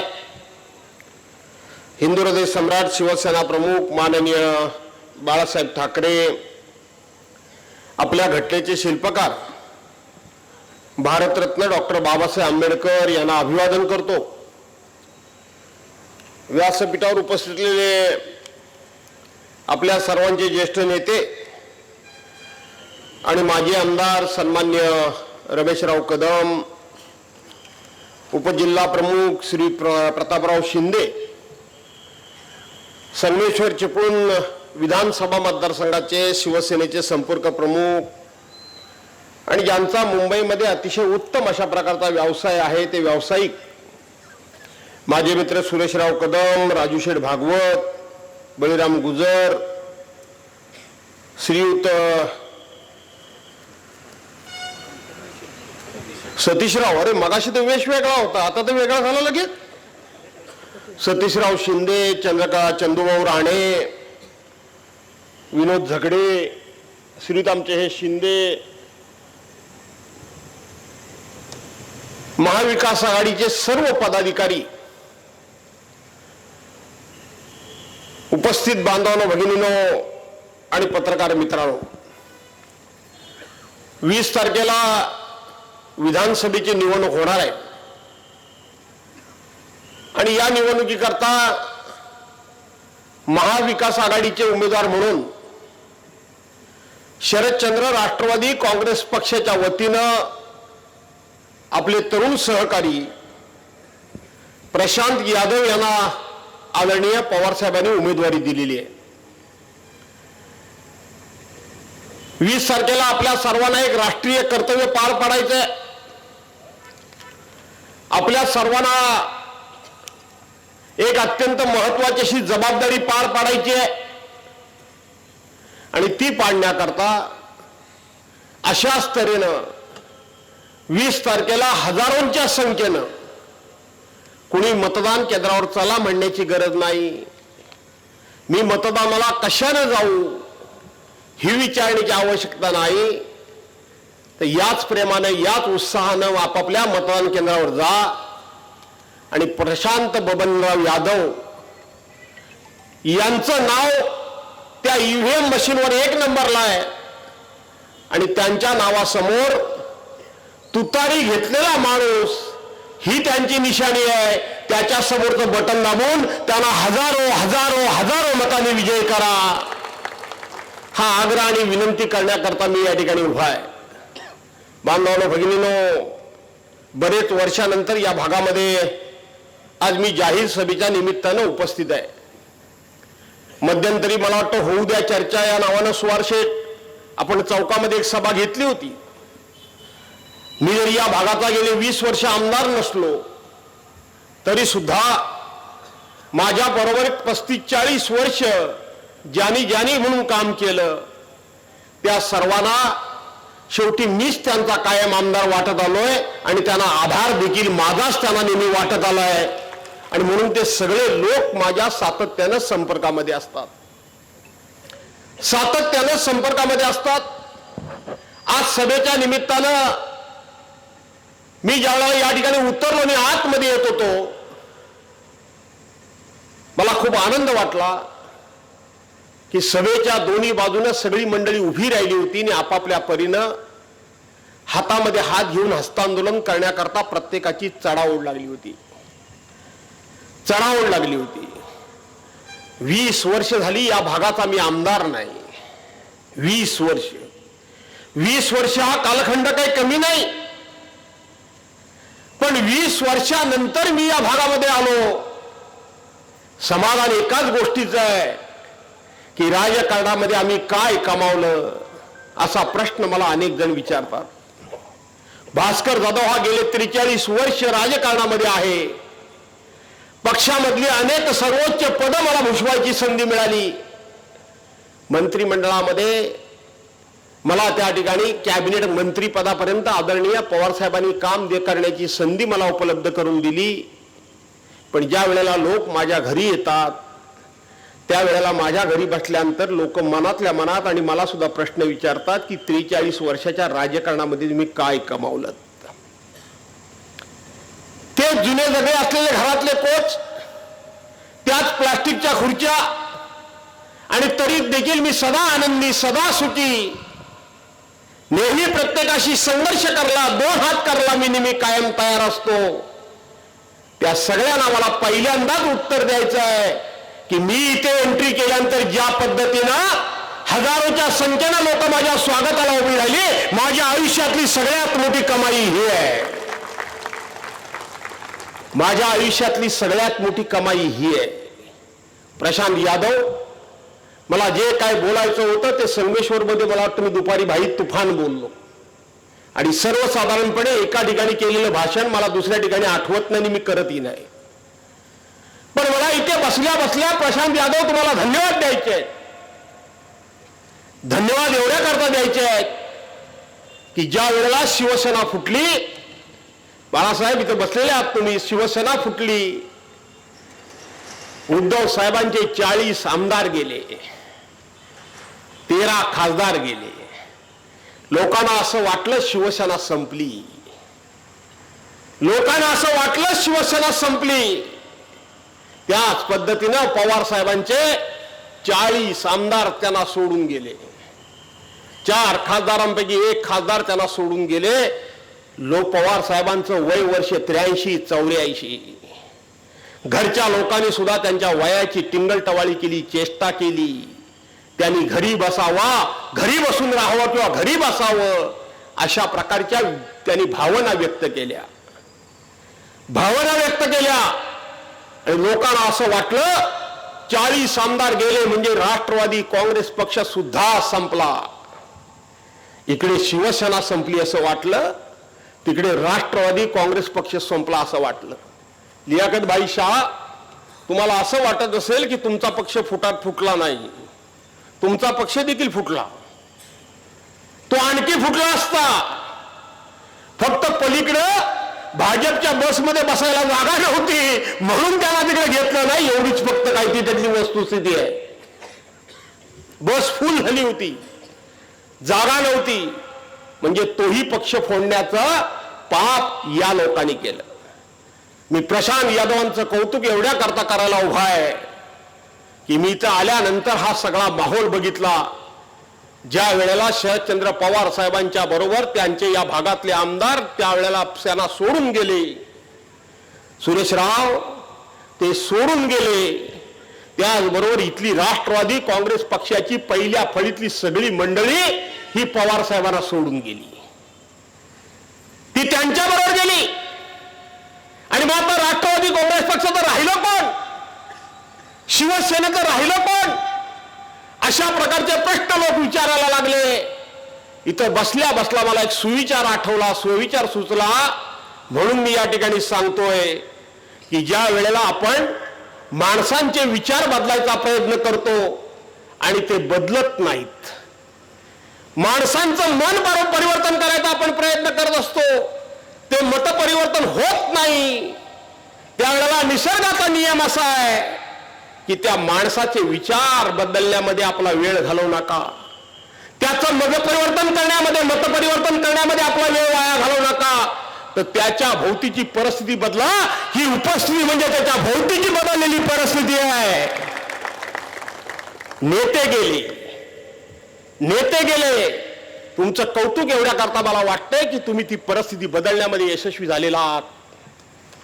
ती परिस्थिती बदलण्यामध्ये तुम्ही यशस्वी झालेला आहात. सगळे नेते गेले. त्याच वेळेला माझे पक्षप्रमुख उद्धव बाळासाहेब ठाकरे यांनी सांगितलं होतं, उभ्या महाराष्ट्राला सांगितलं होतं, अरे जा, किती जणांनी जायचं त्यांनी जा. त्याने त्या महाराष्ट्रातल्या आपल्या शिवसैनिकांबद्दल जबरदस्त असा आत्मविश्वास व्यक्त केला होता. त्यांचा विश्वास होता, आत्मविश्वास होता.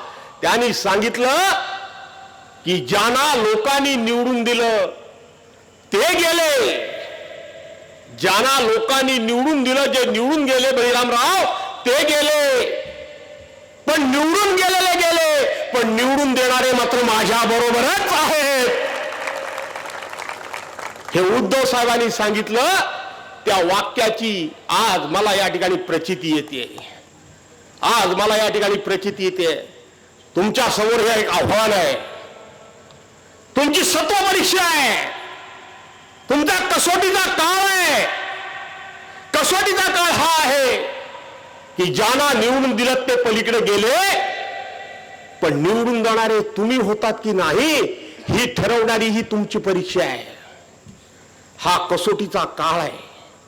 या कसोटीच्या काळामध्ये जर तुम्ही उतरलात, सत्व परीक्षेला उतरलात, परीक्षेमध्ये पास झालात, तर केवळ तुम्ही प्रशांत यादवांना निवडून आणलात म्हणून तुमची इतिहासामध्ये नोंद नाही, तर तो इतिहास घडवणारे तुम्ही आहात म्हणून तुमची नोंद होईल. आता तुम्ही ठरवायचंय की त्या इतिहासाचे साक्षीदार आम्ही व्हायचं की त्या इतिहास घडवणारे आम्ही व्हायचं. हे तुम्ही ठरवायचंय. हे तुम्ही ठरवायचंय. काय इतिहास घडवणारे म्हणून होणार ना? अरे होणार की नाही? आणि म्हणून इतिहास घडवणारे म्हणून तुम्हाला व्हायची संधी नियतीने उपलब्ध करून दिली आहे. अशी संधी आयुष्यामध्ये पुन्हा पुन्हा येत नाही. अशी संधी आयुष्यामध्ये येत नाही. निवडणुका दर 5 वर्षांनी येतच असतात. त्या ग्रामपंचायतीच्या असतील, त्या जिल्हा परिषद पंचायती झाले नाही ते सोडा, त्या आमदारकीच्या असतील नाही तर खासदारकीच्या असतील, दर 5 वर्षांनी निवडणुका येतच असतात. पण या वेळची निवडणूक ही तुम्ही इतिहास लिहिणारे म्हणून इतिहासामध्ये नोंद करणारी ही निवडणूक आहे. इतिहासामध्ये नोंद ठरवणारी, तुमच्या नावाची नोंद ठरवणारी ही निवडणूक आहे. ठरवणारी निवडणूक आहे. आणि म्हणून सगळा मोहपास, माया, जाल, नाती, गोटी, मित्र या सगळ्याच्या पलीकडे जाऊन विचार करायची ही निवडणूक आहे. याच्या पलीकडे जाऊन विचार करायची ही निवडणूक आहे. काय सांगताय विकासाचं कौतुक मला हो? विकास विकास विकास विकास विकासाचं कौतुक काय सांगताय? कशाला त्याचा उल्लेख करता? काय मेहरबानी केली काय? कोणी नाही केला विकास. या इथं आजूबाजूच्या 5-25 विनोद शिंदे कुठे गेले? 5-25 गावातली माणसं, 50 गावातली माणसं इथं आले. 20 वर्ष झाली मध्यंतरी सगळे आमदार भाई वगैरे झाले, हा विषय सोडा. 20 वर्ष झाली. 20 वर्ष असं एका गावानं उठून सांगा की मी 20 वर्षापूर्वी तुमच्या गावामध्ये केलेली कामं नाहीत, असं एका गावानं उठून सांगा. आहे कोणाची हिंमत? एक गाव असं असू शकत नाही. पण त्या विकासामध्ये सुद्धा सन्मान असायला पाहिजे. त्या विकासामध्ये स्वाभिमान असायला पाहिजे. त्या विकासामध्ये एक प्रकारचा दरारा असला पाहिजे. त्या विकासामध्ये कुठल्याही प्रकारची हांजी असता कामा नये. हांजी असता कामा नये. मला विद्यमान आमदारांना प्रश्न विचारायचा तुमच्या साक्षीनं. प्रश्न विचारायचा आहे की तुम्ही सत्तेबरोबर गेलात, आम्ही सत्तेच्या विरोधात राहिलो ना? तुम्ही सत्तेबरोबर गेलात, आम्ही सत्तेच्या विरोधात राहिलो. अरे सांगा, उद्या सत्ता कोणाची येणार आहे? उद्या सत्ता कोणाची येणार आहे? बहुतेक प्रशांत यादवांनी चाबी काही दिलेलं दिसत नाही तुम्हाला. बोलकी सभा, भास्कर दादा उभा राहिला की बोलकी सभा. पण मला वाटतं चिपळूणमध्ये बरेच दिवसामध्ये हे काय माझ्या कारकिर्दीतलं वादळ जवळजवळ संपलेलं दिसतंय. चंद्रकांत राणे बरोबर ना? तो घोषणाचा कडकडाट, ती घोषणा, त्या टाळ्या, तो आवाज, ती ईर्ष्या, ती रग. आता मी म्हातारा झालोय पण माझ्यातली रग कमी झाली काय? झाले? तो विकास कोणाला सांगता विकासाच्या वल्गना? माझा प्रश्न आहे, माझा प्रश्न आहे, तो विकास सन्मानाचा असला पाहिजे, तो स्वाभिमानाचा असला पाहिजे. माझ्या लोकप्रतिनिधींना संघर्ष करून हा माझा विकास केला अशी त्याने छाती बडवून सांगितली पाहिजे. माझा प्रश्न आहे विद्यमान आमदारांना, जर ही जनता सगळी म्हणते की उद्या महाविकास आघाडीचं सरकार येणार आहे, आणि मग जर महाविकास आघाडीचं सरकार आलं आणि तुम्ही ह्या आमदारांना निवडून दिलात, तर हे तुमचा विकास करतील? कसा करतील? यांना संघर्ष करायचं माहीतच नाही. हे प्रवाहाबरोबर वाहत जाणारे आहेत. बरोबर आहे का नाही? अरे प्रवाहाच्या विरोधात जो लढतो तो आमचा नेता, आणि म्हणून प्रवाहाच्या विरोधात मला काय, माझ्या मतदारसंघात लोक मला पराभूत करतील असं वाटतंय? तुम्हाला पाडतील असं वाटतंय? तुम्हाला वाटतंय मला पाडतील असं? काय सुवरवहिनी पाडतील मला गर्व नाही. 100% आमचा विकास संपला, थांबवला. आम्हाला 2.5 वर्षामध्ये एकही रुपया विकासाकरता दिला नाही, एकही दिला नाही. महाविकास आघाडीच्या सरकारमध्ये उद्धव बाळासाहेब ठाकरेंनी मुख्यमंत्री असताना त्या सरकारमध्ये मंजूर झालेल्या कामांना सुद्धा स्टे दिला. देशाच्या इतिहासामध्ये पहिल्यांदा असं घडलं की व्हाईट बुकमध्ये मंजूर झालेली कामं, ज्याला आर्थिक तरतूद परिपूर्ण होती, त्याला स्टे कोणालाही देता येत नाही, कोणालाही देता येत नाही. त्यांनी स्टे दिला. मी राज्याचे मुख्यमंत्री एकनाथराव शिंदेना भेटलो. मी त्या ठिकाणी त्यावेळेचे उपमुख्यमंत्री आणि अर्थमंत्री, कोण तो, कोण हा असा जरा एकच तेवढा खणखणीत आहे, बाकी घाबरतायत. पाठीमाग बसलाय की काय तो? कधी तर पोलीस आले त्यांचे म्हणून घाबरले हो. इथं मी आहे, काय करतात हे पोलीस ते बघतो ना मी तुमचं. त्यांना भेटलो. हे पालकमंत्री म्हणून ते भाषण करतात, त्यांना भेटलो. हे कोकणाचे बांधकाम मंत्री रवींद्र चव्हाण, त्यांना भेटलो. त्यांना सांगितलं तुमचं आमचं राजकीय काय वाद असेल तर असू द्या, पण आम्ही जी कामं आणलेली आहेत किंवा आमची जी कामं मंजूर झालेली आहेत, तुम्ही आम्हाला एकही काम देऊ नका, पण उद्धव साहेबांच्या सरकारनं दिलेली कामं त्याला स्टे देऊ नका, कारण ही जनतेची कामं आहेत, आमची कामं नाहीत. विचारा आमदारांना, विधिमंडळामध्ये एकनाथ शिंदे असतील, देवेंद्र फडणवीस असतील, नाहीतर आणखीन कोण असतील, यांच्या डोळ्यात डोळा घालून बोलण्याचं धाडस तुमचा भास्कर जाधव दाखवत होता, सातत्याने दाखवत होता. त्यांना मी प्रश्न विचारत होतो की 1995 कशाला आवाज वाढवला रे? बरोबर होता. माझा मागे आवाज येत नाहीये. 1995 ते 99 फक्त युतीचं सरकार होतं, बाकी दीर्घकाळपर्यंत काँग्रेसचं सरकार होतं. मी 6 वेळा आमदार म्हणून निवडून आलो.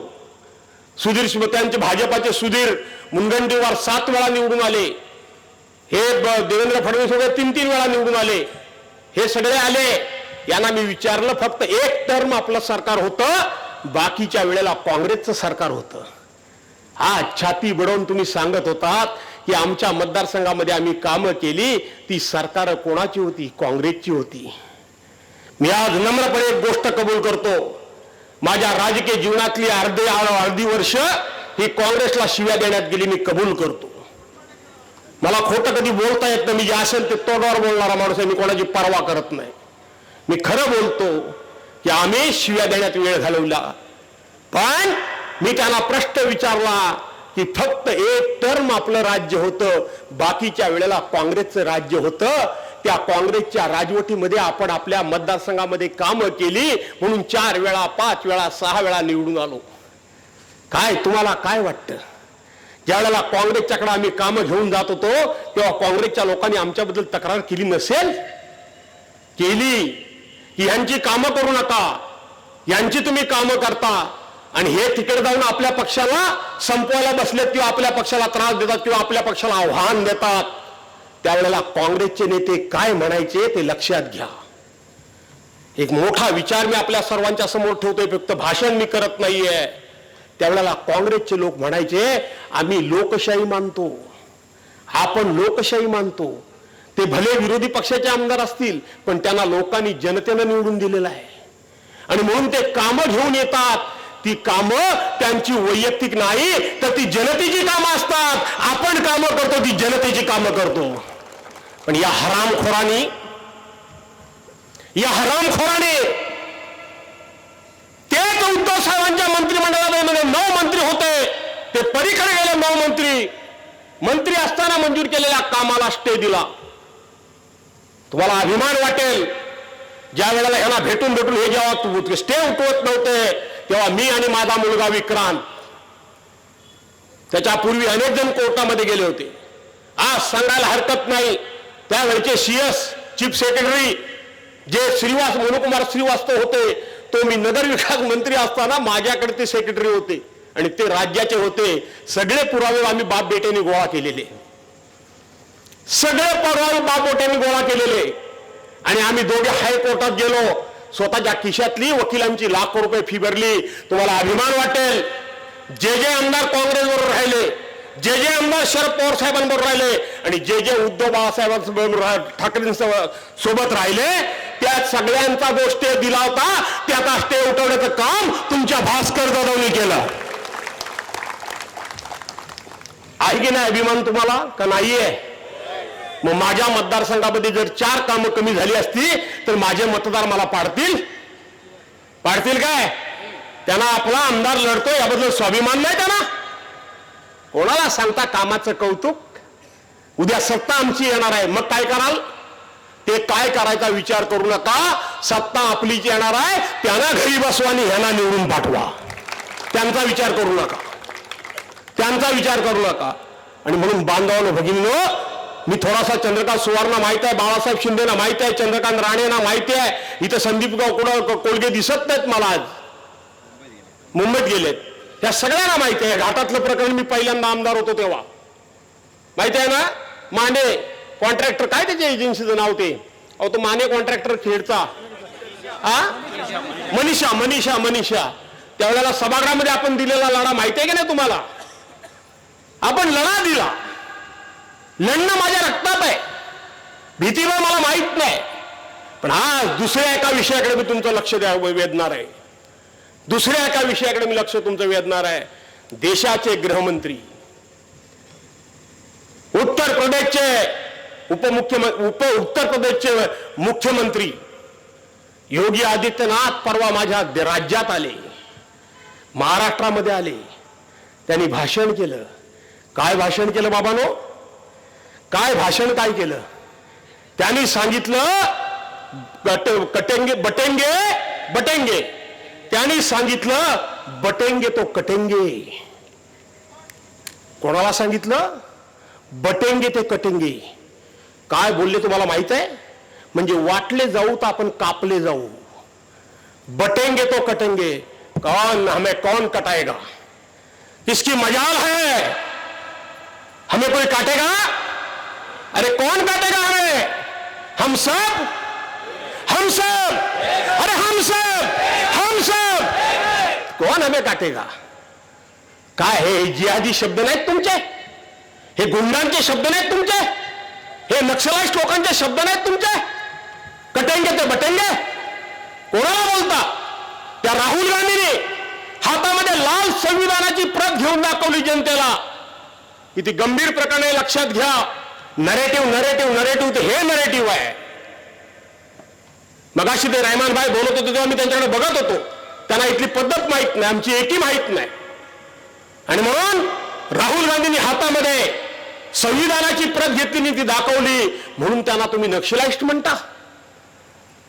त्यांना लाल नक्षलाइस्ट म्हणता तुम्ही? त्यांना जिहादी म्हणता तुम्ही? इतकी मदल यांची गेली आहे. आणि म्हणून या निवडणुकीच्या निमित्तानं कटेंगे तो बटेंगे नहीं, कोई हमें कटा भी नहीं सकता और हम आपस में बढ़ भी नहीं सकते, क्योंकि हमारे साथ में संविधान है. संविधान आहे. या संविधानाचं महत्व अनन्य साधारण आहे. एक 15 मिनिटं मला अजून लागतील, घेऊ का कंटाळले? देशाला स्वातंत्र्य 15 ऑगस्ट 1947 साली मिळालं. इंग्रजांनी ज्यावेळेला हा देश सोडून गेले त्यावेळेला सांगितलं की हा देश फार काळ स्वातंत्र्यामध्ये राहणार नाही. हा देश लवकरच गुलामीत जाणार आहे. कारण ह्या देशामध्ये अनेक धर्म आहेत, अनेक पंथ आहेत, अनेक जाती आहेत, अनेक भाषा आहेत, अनेक पक्ष आहेत, अनेक नेते आहेत. त्यामुळे हा देश लवकरच वेगवेगळ्या जातीमध्ये, धर्मामध्ये, पंथामध्ये, पक्षामध्ये विभागला जाईल आणि पुन्हा आम्ही इंग्रज म्हणून राज्य करू, असं भाकीत इंग्रजांनी वर्तवलं होतं. आज आपल्या देशाला स्वातंत्र्य मिळून 76 वर्ष पूर्ण झाली. 76 वर्षामध्ये आतून आणि बाहेरून या देशाला अनेकांनी तोडण्याचा प्रयत्न केला. आमचा देश तुटला तर नाही, दिवसागणिक आमचा देश हा एकसंघ झाला, एकरूप झाला, मजबूत झाला. कशामुळे माहिती आहे तुम्हाला? झाला याच्यामुळं की या देशाला जर संविधान कोणी दिलं असेल तर ते डॉक्टर बाबासाहेब आंबेडकरने दिलं. त्या संविधानाच्या आधारावर हा देश चालतो. त्या संविधानाच्या आधारावर, त्या संविधानानं आखून दिलेल्या गाईडलाईन्स प्रमाणे हा देश चालतो.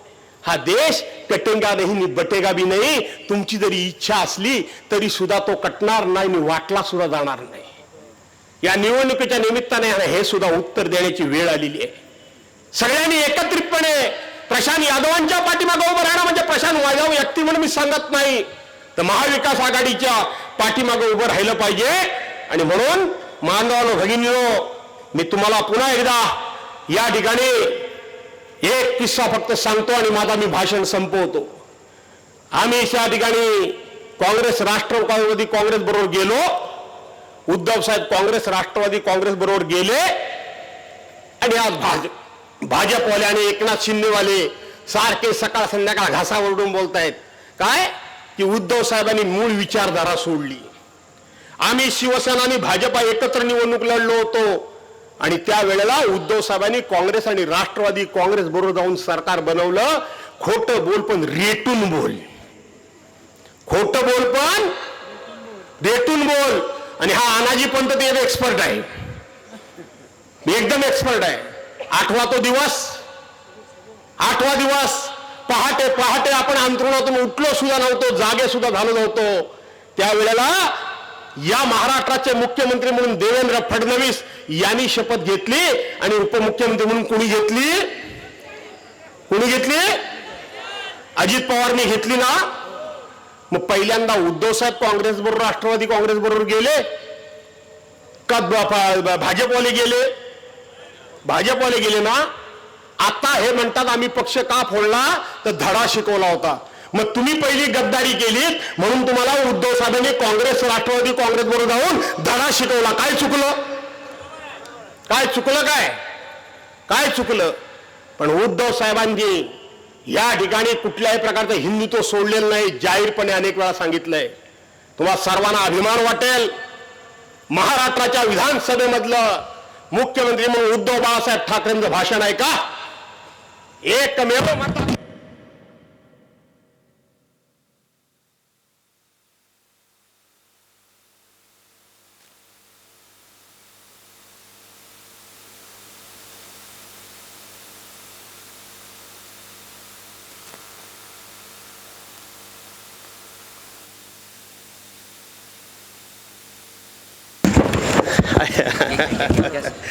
बर बर बर बर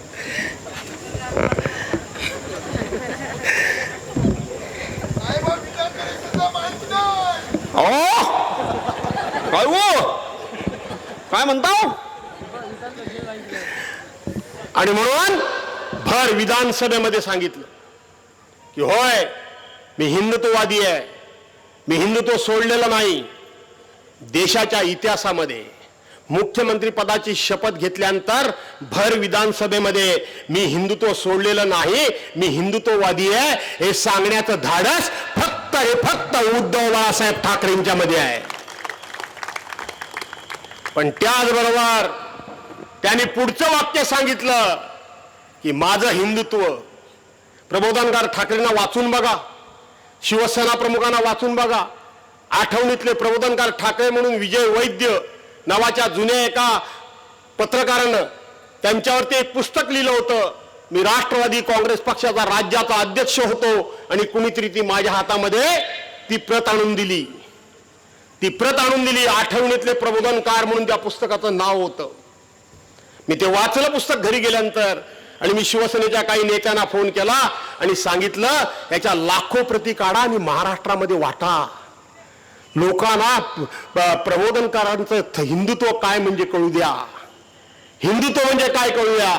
त्यांनी ते काही केलं नाही, पण मी पुन्हा शिवसेनेमध्ये गेल्यानंतर आम्ही त्याच्या लाखो प्रती काढल्या आणि त्या वाटल्या. आजही माझ्याकडे हजारो प्रती आहेत. आम्ही वाचा. उद्धव साहेबांनी विधिमंडळामध्ये मी हिंदुत्व सोडलं नाही जसं सांगितलं, त्याच्या पुढचं सांगितलं की माझं हिंदुत्व हे तोंडात राम आणि हाताला काम, हे माझं हिंदुत्व आहे. माझं हिंदुत्व हे सगळ्या जाती धर्माच्या लोकांची चूल पेटवणारं हे माझं हिंदुत्व आहे. आणि भाजपाचं हिंदुत्व हे लोकांची घरं जाळणारं, घरं पेटवणारं हे हिंदुत्व आहे. हे आपण समजून घेतलं पाहिजे, हे समजून घेतलं पाहिजे. धर्माच्या नावाखाली, जातीयतेच्या नावाखाली विध्वंस मांडण्याचं काम शिवसेनेचं नाही, तर सगळ्या जाती धर्माच्या लोकांना बरोबर घेऊन जाणं हे शिवसेनेचं काम आहे. आणि म्हणून सगळ्या जाती धर्माचे लोक आज उद्धव साहेबांच्यावर विश्वास ठेवू नये, आज विश्वास ठेवू नये. पवार साहेब वयाच्या 84व्या वर्षी, परवा त्यांची मुलाखत मला आवडली. उगाच कोणीतरी अफवा उठवल्या की पवार साहेब निवृत्त होणार आहेत. त्यांनी सांगितलं भल्यानं मी निवृत्त करणार आहे आणि मगच निवृत्त होणार आहे. माझी अशी एकदा मुलाखत दिली होती, त्यांना कोणतरी काही घाणेरडं बोलला, ते म्हणाले तुला पोचवल्याशिवाय काही मी जाणार नाही. आणि तो खरोखर पोहोचला. हो, आता कुठं पोहोचला ते तुम्ही समजा, मी काही सांगत नाही. असाच आगाऊपणे बोलला पवार साहेबांबद्दल, त्यांच्या आजाराबद्दल बोलला, त्यांच्या तब्येतीबद्दल बोलला.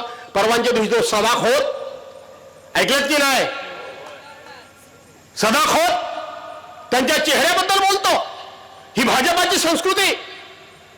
तो वसंत देशमुख त्या बाळासाहेब थोरातांच्या मुलीबद्दल वाटेल ते बोलतो. ही यांची संस्कृती. उद्धव साहेबांच्या बॅगा तुम्ही चेक करता, ही तुमची संस्कृती. त्यांच्या मुलाबद्दल तुम्ही वाटेल ते बोलता, वाटेल ते अफवा पसरवता, ही तुमची संस्कृती. हे महाराष्ट्राचे संस्कार होते कधी? जरूर एकमेकाबद्दल आम्ही आसूड ओढायचो, पण कधी आम्ही आमच्या शब्दाचा दर्जा कधी खालावून दिला नाही. मी तर स्वाभिमानानं सांगतो की मी आयुष्यात कधी कोणाच्या लेकी बालीबद्दल, मुली बालींबद्दल, कधी सुना बालकेबद्दल मी कधी बोललो नाही. माझ्या भाषेचा दर्जा मी कधी खालावून दिला नाही. काय चाललंय काय महाराष्ट्रामध्ये? मला बोलायचं आहे पुढे गेल्यानंतर खेरडीमध्ये, बोलणारच आहे मी, अजून बोलणारच आहे. आणि म्हणून आपल्या सर्वांना विनंती करतो, मी संगमेश्वरमध्ये सांगून आलोय, याला माशाची उपमा दिली दुपारी प्रशांतला.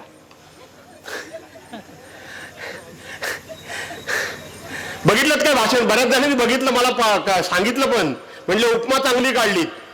पूर आला की पुरातून मोठमोठे ओंडके वाहून जातात का नाही? झाडं बिडं सगळी पुराच्या बरोबर वाहून जातात की नाही? हे एवढे ओंडके वाहून जातात, पुराच्या पाण्यामुळे जातात ना. पण एवढ्या प्रचंड पुराच्या विरोधात, प्रचंड पुराच्या फ्लोच्या विरोधात, त्या पुराच्या एकंदरीत त्या जोरदार प्रवाहाच्या विरोधात, त्या पाण्यामध्ये एवढासा मासा त्या प्रवाहाच्या विरोधात बांधला लढत असतो. ते प्रवाहाच्या विरोधात पोहत असतो, तो प्रवाहाच्या विरोधात पोहत असतो. तो ओंडक्यासारखा वाहत जात नाही, ओंडक्यासारखा वाहत जात नाही, तर तो प्रवाहाच्या विरोधात जातो. प्रवाह किती मोठा असला तरी त्याच्याशी सामना करतो. तुम्हाला ओंडका पाहिजे की प्रवाहाच्या विरोधात लढणारा माणूस हवाय ते तुम्ही सांगा. पाहिजे ना? मासा पाहिजे ना? नुसतं दूध देऊ नको, मासा पण दे. सांगतो त्याला, दम देतो. वयानं लहान आहे माझ्यापेक्षा, सांगितलंय. आणि म्हणून स्वस्थ बसू नका. 5-6 दिवस आहेत, सोपी गोष्ट नाहीये. निवडणूक शेवटी नुसती लढता येते, जिंकण्याकरता खूप कष्ट करावे लागतात, सावध राहावं लागतं. ते सावध राहण्याचं काम कराल ना? कारण ही निवडणूक मी प्रशांत यादवांची मानत नाही, ही मी राष्ट्रवादी काँग्रेस पक्षाची निवडणूक मानत नाही. ही महाविकास आघाडीची निवडणूक आहे. आणि ही निवडणूक विशेष करून शिवसैनिकांनी अंगावर घेतले, त्यांना मला धन्यवाद द्यायचे आहेत. मला त्यांना धन्यवाद द्यायचे आहेत. अरे आठवतो दिवस 22 जून 2022 रोजीचा. काय माझ्या पक्षप्रमुखाचा दोष काय होता, काय गुन्हा होता, काय चूक केली होती, एका क्षणात त्या माणसानं 22 जून 2022 रोजी वर्षा बंगला सोडला.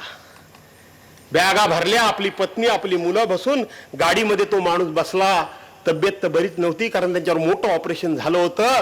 गाडीत बसले, ते आपल्या मातुश्रीकडे निघाले. पण उभ्या महाराष्ट्रातल्या माय भगिनी धाय मोकळून रडत होत्या. धाय मोकळून रडत होत्या. का तर एका सज्जन माणसाला, साध्या माणसाला, प्रामाणिक माणसाला काही दोष नसताना त्याच्याच माणसाने विश्वासघात केला, धोका दिला आणि त्याला राजगादीवरून खाली ओढला. हे चांगलं नाही झालं असं म्हणत होता या दिवशी महाराष्ट्र. हे चांगलं नाही झालं.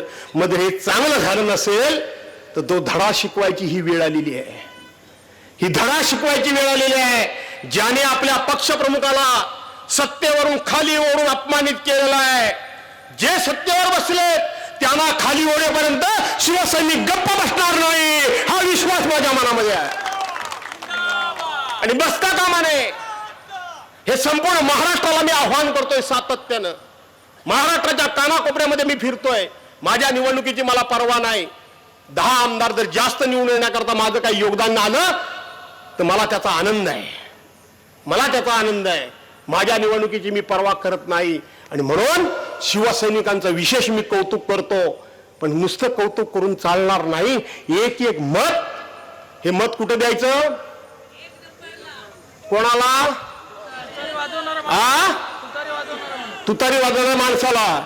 मग आता माझ्या पाठीमागून म्हणा रामकृष्ण हरी, रामकृष्ण हरी, अरे रामकृष्ण हरी, अरे रामकृष्ण हरी. जय हिंद, जय महाराष्ट्र.